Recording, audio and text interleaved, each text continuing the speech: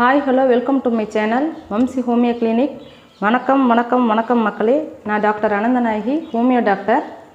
இப்போ தான் முதல் முறையாக நீங்கள் என் வீடியோவை பார்க்குறீங்கன்னா சப்ஸ்கிரைப் பண்ணுங்கள். பக்கத்தில் இருக்கிற பெல் பட்டனை கிளிக் பண்ணி ஆளுங்கிற ஆப்ஷனை செலக்ட் பண்ணுங்கள். அப்போ தான் நான் போடுற மெடிக்கல் சம்மந்தமான வீடியோக்கள் உடனே உங்களை வந்து சேரும். இன்றைக்கி நம்ம எதை பற்றி பார்க்க போகிறோன்னா, வெயில் காலம் நம்மளை எப்படி தாக்கணும், அதுலேருந்து நம்மளை எப்படி பாதுகாத்து கொள்ளலானும், அது குழந்தைங்களை எப்படி பாதிக்கணும், பெரியவங்களை எப்படி பாதிக்கணும் பார்க்க போகிறோம். அதை எப்படி நம்ம நிவர்த்தி பண்ணிக்கலாம் அப்படிங்கிறது தான் பார்க்க போகிறோம்.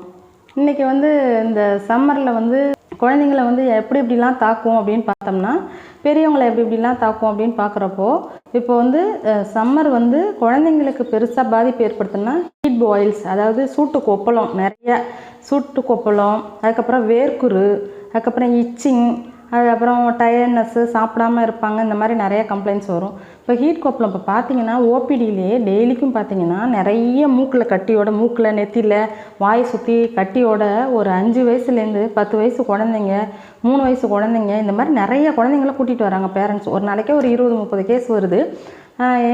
என்னன்னு தெரியல, வாயெல்லாம் வெந்து போயிருக்கு, ஹீட்டு, அதாவது அதை பற்றி ஒரு அவேர்னஸே இல்லாமல் மண்ணில் விளாண்டான், அதை சாப்பிட்டான், இதை சாப்பிட்டான், அதனால் ஹீட் கொப்பளம் வருது அப்படின்னு சொல்கிறாங்க.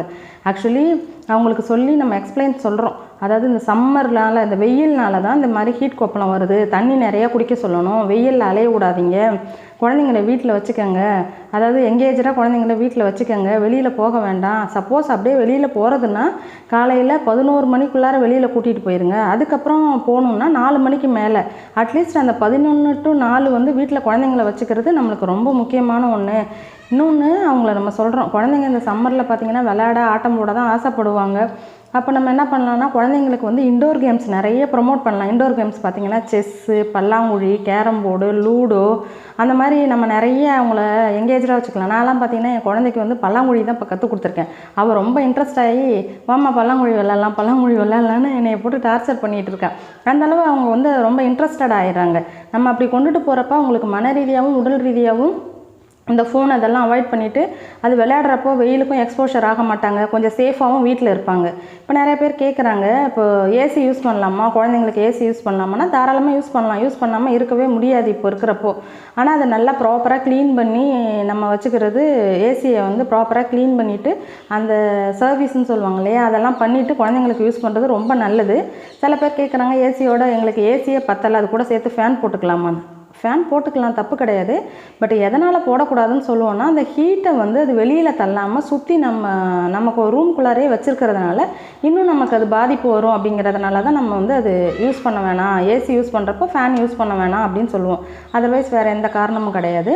இப்போ குழந்தைங்களுக்கு பார்த்திங்கன்னா வேர்வை சுரப்பி இப்போ வேர்க்குரு எதனால் வருது அப்படின்னு நம்ம பார்க்குறப்போனா அந்த ஹீட் கொப்பளம் வருது. அடுத்தது வந்து வேர்க்குரு எதனால் வருதுன்னு பார்த்தோம்னா, வேர்வை சுரப்பிலேருந்து நமக்கு வேர்வை வந்து சுரக்கும், அதுலேருந்து தான் வேர்வை வந்து வெளியில் வருது. அது அளவாக சுரந்தா தப்பு இல்லை.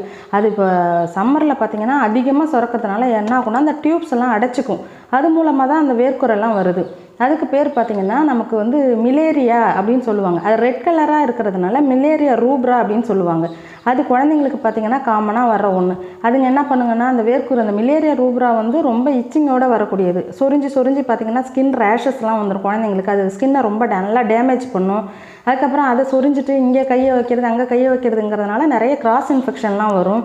அதனால் வந்து குழந்தைங்களை வந்து ஒரு நாளைக்கு 2 தடவை குளிக்க வைக்கலாம், டெய்லிக்கும் தலைக்கு வாஷ் பண்ணலாம், அவங்களுக்கு ஃப்ரூட்ஸ் நிறைய கொடுக்கலாம்.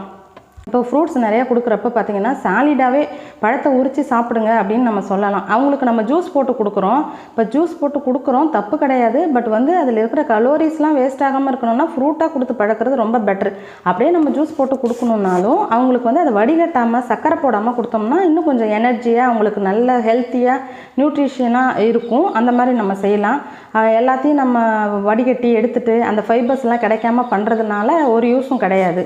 அப்புறம் குழந்தைங்கக்கிட்ட சொல்லலாம். இப்போது சம்மருக்கு பார்த்திங்கன்னா ரிலேட்டிவ் வந்திருப்பாங்க, அண்ணன் குழந்தைங்க, தம்பி குழந்தைங்க, அக்கா குழந்தைங்க, அந்த மாதிரிலாம் வர்றப்போ என்ன பண்ணலாம்னா, அந்த குழந்தைங்கள வந்து நம்ம அழகாக வந்து எங்கேஜராக வச்சுக்கலாம். எப்படி வச்சுக்கலாம்னா, ஒரு 250 ml வாட்டர் எடுத்து, ஒரு 250 ml வாட்டரை எடுத்து வச்சு எல்லாருக்கும் ஒரு பாட்டில் கொடுத்து, இதை யார் 1 hourல ஃபினிஷ் பண்ணுறீங்களோ அவங்களுக்கு ஒரு கிஃப்ட் அப்படின்னு சொல்லலாம். அதுக்கப்புறம் ஒரு ஃப்ரூட் கொடுத்து, இந்த ஃப்ரூட்டை வந்து யார் இதை கட் பண்ணி இதை சீக்கிரம் சாப்பிட்றாங்களோ அவங்களுக்கு ஒரு கிஃப்ட் அப்படின்னு நம்ம சொல்கிறப்போ அவங்களுக்கு வந்து ஜாலியாகிடும், ரொம்ப குஷியாகவும் ஆயிடுவாங்க.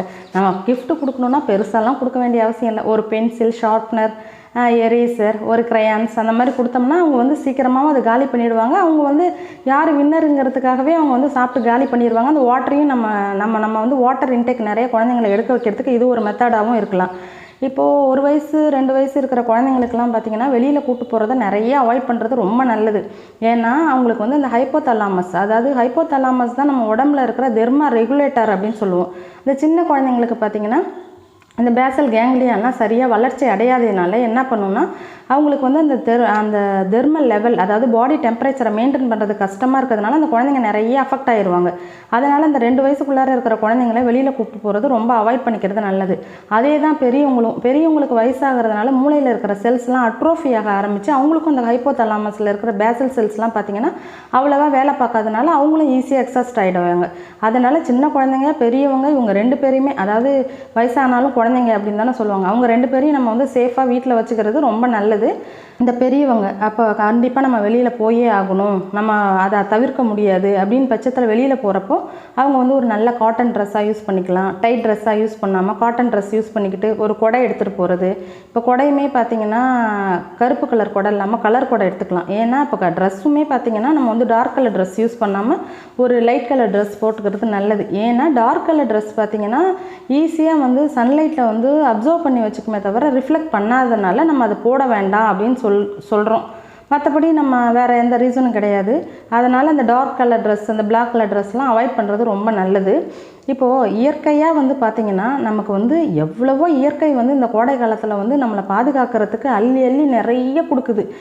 இளநீர், தர்பூசணி, கிர்னி பழம்னு சொல்லுவாங்கள்ல, முலாம்பழம், வெள்ளரிக்காய், நுங்கு, பதநீர், மாம்பழம். இப்போ மாம்பழம் சாப்பிட்டா சூடு அப்படின்னு சொல்லுவாங்க. ஆக்சுவலி மாம்பழத்தில் வந்து மெக்னீஷியம் ரொம்ப ஜாஸ்தியாக இருக்கிறதுனால மாம்பழம் எடுத்துக்கிறது நல்லது. ரொம்ப அதிகமாக எடுத்துக்காமல் அளவாக எடுத்துக்கிறது ரொம்ப நல்லது. வாழைப்பழத்தில் பொட்டாசியம் இருக்கிறதுனால வாழைப்பழம் எடுத்துக்கலாம். ஆரஞ்சில் சிட்ரஸ் இருக்கிறதுனால ஆரஞ்சு, அந்த மாதிரி லெமன் ஜூஸ் குடிக்கிறது, அந்த மாதிரி எல்லாம் எடுத்துக்கலாம். இப்போது பெரியவங்களை தாக்குற வியாதிகள்னு பார்த்தோம்னா இப்போ நிறைய அது மாதிரி குழந்தைங்களுக்கு வர்ற மாதிரியே பெரியவங்க வந்து ஒரே மயக்கமாக இருக்குது, எனக்கு மசில்ஸ்லாம் ரொம்ப டைட்டாக இருக்குது, கையை தூக்க முடியல, ஒரே உடம்பொலியாக இருக்குது, என்னன்னு தெரியல, எனக்கு 1 மாதமாக தான் இப்படி இருக்குலாம் சொல்கிறாங்க. இது எல்லாமே பார்த்திங்கன்னா இந்த சம்மர்னால் வர்றது தான். இந்த சம்மர் வந்து ஹீட் கிராம்ப்ஸ் அப்படின்னு, அந்த ஹீட்டு ரொம்ப அதிகப்படியான வெயில் நம்மளுக்கு அதனால மசில்ஸ்லாம் டைட்டாகி நம்மளால் கை கால் தூக்க முடியாமல் அந்த உடம்பு வலியெல்லாம் வருது. அது ஹீட் கிராம்ப்ஸ் அப்படின்னு சொல்லுவாங்க. அதுக்கப்புறம் பார்த்திங்கன்னா ஹீட் எக்ஸாஷன் சொல்லுவாங்க. ரொம்ப வேர்த்து அதிகமாக வேர்த்து அவங்க உடம்புல இருக்கிற எனர்ஜியெல்லாம் லாஸ் ஆகி ரொம்ப டென்ஷன் ஆகிடுவாங்க, இரிட்டபிள் ஆகிடுவாங்க, எல்லார்ட்டையும் எரிஞ்சு விழுவாங்க. என்கிட்ட பேசாத, என்கிட்ட எதுவும் கேட்காத, வேலைக்கு போயிட்டு வந்தால் என்கிட்ட எதுவும் பண்ணாத, என்னை தனியாக விடு அப்படின்ட்டு ஏசியை போட்டு கம்முன்னு படுத்துருவாங்க. அது ஹீட் எக்ஸாஷன் சொல்லுவாங்க. அதுக்கப்புறம் வந்து இப்போ வெளியில் போகிறாங்க பெரியவங்களாம், சில பேர் மயக்கம் போட்டு கீழே விழுந்துருவாங்க. அவங்களுக்கு பார்த்திங்கன்னா அது வந்து ஹீட் சின்கோப் அப்படின்னு சொல்லுவாங்க. இந்த சின்கோப்பல் அட்டாக் அப்படின்னு சொல்லுவாங்க இல்லையா, மயக்கம் போட்டு கீழே விழுந்துறது. ரொம்ப ரேராக வந்து ஹீட் ஸ்ட்ரோக்கு, அது வந்து ரொம்ப ரேர்னு வச்சுக்கோங்களேன். ஹீட் ஸ்ட்ரோக் வந்து அதிகப்படியாக மூளையை தாக்கி ஒரு உறுப்பாக செயலிழக்க வச்சு சில சமயம் பார்த்திங்கன்னா உயிருக்கே ஆபத்தான நிலைமைக்கெலாம் சில பேர் வெயில்னால உயிரிழப்பு அப்படியெல்லாம் நம்ம கேள்விப்பட்டிருக்கோம், நியூஸில் போடுவாங்க, பேப்பரில் போடுவாங்க. அதுதான் ஹீட் ஸ்ட்ரோக் அப்படின்னு சொல்லுவாங்க. இதெல்லாம் நம்ம அவாய்ட் பண்ணிக்கணும்னா வீட்டில் இருக்கிறது பெட்ரு. அதாவது அட்லீஸ்ட் 4 மணிக்கு மேலே வெளியில் போகிறது அந்த மாதிரியாவது நம்ம வச்சுக்கலாம். இப்போ சில பேர் என்ன பண்ணுவாங்கன்னா ஜீன்ஸ் போட்டுப்பாங்க, டைட்டாக ட்ரெஸ் போட்டுப்பாங்க. நான் வெயிலேருந்து என்னை ப்ரிவென்ட் பண்ணிக்கிறேன்னு சொல்லிட்டு இங்கே இது வரைக்கும் டைட்டாக க்ளவுஸ் போட்டுக்கிறது, அதெல்லாமே ஒரு தப்பான ஒரு மெத்தட் தான். அது பார்த்திங்கன்னா பிளட் சர்க்குலேஷன் அஃபெக்ட் பண்ணி இன்னும் நம்ம உடம்பு டெம்பரேச்சர் அதிகமாக்குமே தவிர நம்மளுக்கு அது ஒரு பாதுகாப்பான ஒரு விஷயம்லாம் கிடையாது. அட்லீஸ்ட் ஒரு கேப் போட்டு போகலாம் வெளியில் போகிறப்போ. ஒரு காட்டன் கிளாத் பார்த்திங்கன்னா ரொம்ப சாஃப்ட், காதியில் காட்டன்லாம் நிறைய இருக்குது, அது மாதிரி போட்டுக்கலாம். இப்போ குழந்தைங்களுக்கு பார்த்திங்கன்னா ஸ்லீவ்லெஸ் ட்ரெஸ் போடலாம், ஒரு லூஸான ட்ரெஸ் போடலாம், உள்ளார ஒரு ட்ரெஸ் போட்டு வெளியில் ஒரு ட்ரெஸ் போட்டு ஜீன்ஸ் போட்டு இப்படியெல்லாம் நம்மளை குழந்தைங்கள வந்து இந்த சம்மரில் போடாமல் அவங்கள வந்து நம்ம ப்ரிவென்ட் பண்ணிக்கலாம். அப்புறம் பழைய சாதம், நைட்டு சாதம் வடித்து நம்ம காலையில் சாப்பிட்றது வந்து ரொம்ப நல்ல விஷயம். இப்போ பழைய சாதம் சாப்பிட்றதுனால நல்ல பாக்டீரியாக்கள், அதாவது ஒரு நாளைக்கு பார்த்திங்கன்னா 20,000-30,000 நல்ல பாக்டீரியாக்கள் வந்து நம்ம பழைய சாதத்தில் இருக்கிற தண்ணியில் வந்து வருது. அதை நம்ம சாப்பிட்றப்ப பார்த்திங்கன்னா நமக்கு உடல் வந்து நல்ல பாக்டீரியாவில் நல்ல ஆரோக்கியமாக ஆகிறதுக்கு நிறைய வழிகள் இருக்குது. அதனால் நம்ம வந்து பழைய சாதம் எடுத்துக்கிறது ரொம்ப நல்லது. இப்போது இதெல்லாம் பார்த்தாச்சு. இப்போ ஹோமியோபதி பாயிண்ட் ஆஃப் வியூவில் பார்க்குறப்போ இந்த மசில் கிராம்ப்ஸ் எல்லாம் வராங்க இல்லையா, மசில் கிராம்ப்ஸோட பேஷண்ட் வரப்போ எனக்கு ஏதாவது பண்ணுங்கள், எனக்கு ரொம்ப டயர்டாக இருக்குது, என்னால் வேலையே பார்க்க முடியல, எனக்கு மயக்கமாக வருது அப்படியெல்லாம் பேஷண்ட் சொல்கிறாங்க. அவங்களுக்கு பார்த்திங்கன்னா நான் வந்து ஹோமியோபதி மெடிசன் வந்து சோடியம் குளோரைடு, அதாவது NaCl நேட்ரம் மியூரியாட்டிக்கம் அப்படின்னு ஒரு மெடிசன் இருக்குது, குளோரைட் ஆஃப் சோடியம் அப்படின்னு சொல்லுவோம். அந்த மெடிசனை வந்து 1 லிட்டர் பாட்டிலில் 1 லிட்டர் 2 வாட்டர் கேனில் 1 லிட்டர் தண்ணி எடுத்துக்க சொல்லுவேன். ஒரு வாட்டர் கேனில் வந்து நேட்ரம் மியூரியாட்டிக்கம் 200 டேப்லெட்ஸை போட்டுக்கோங்க. இன்னொரு வாட்டர் கேனில் வந்து நேட்ரம் மியூரியாட்டிக்கம் 6X அதை போட்டுக்கோங்க. ரெண்டுத்தையும் நல்லா ஷேக் பண்ணிவிட்டு டைலூட் பண்ணிவிட்டு நீங்கள் எப்போல்லாம் தண்ணி தாகம் எடுக்குதோ ஒரு தடவை இந்த தண்ணியை குடிங்க, ஒரு தடவை அந்த தண்ணியை குடிங்க. அதுக்கப்புறம் வந்து இது காலியானதுக்கப்புறம் நீங்கள் நார்மல் வாட்டர் எடுங்க. இது மாதிரி நீங்கள் வந்து ஒரு 1 வீக் இந்த மாதிரி பண்ணுங்கள் அப்படின்னு சொல்லி பேஷண்ட்டுக்கு நான் கொடுக்குறேன். எல்லா பேஷண்ட்டும் பார்த்திங்கன்னா ஒரு மிராக்கல் ரிசல்ட் கொடுக்குறாங்க. அந்த தண்ணி குடித்த பிறகு எனக்கு எனர்ஜியாக இருக்குது, ஃப்ரெஷ்ஷாக இருக்குது உடம்பு, எனக்கு அந்த உடம்பு வலி இல்லை, அந்த மசில் கிராம்ப்ஸ் இல்லை, ரொம்ப எனக்கு பூஸ்டாக இருக்குது, எங்கள் வீட்டில் எல்லாருக்கும் கொடுக்கலாமா, குழந்தைங்களுக்கெல்லாம் கொடுக்கலாமா அப்படின்னு கேட்குறப்போ எனக்கே ரொம்ப எனர்ஜி ஆகிடும். அதாவது நம்ம மெடிசன் பாடுறா எவ்வளோ அழகாக ஒர்க் பண்ணுது. இதுக்கெல்லாம் வந்து great salute to doctor Hahnemann sir. ரொம்ப சந்தோஷமாக இருக்கும்.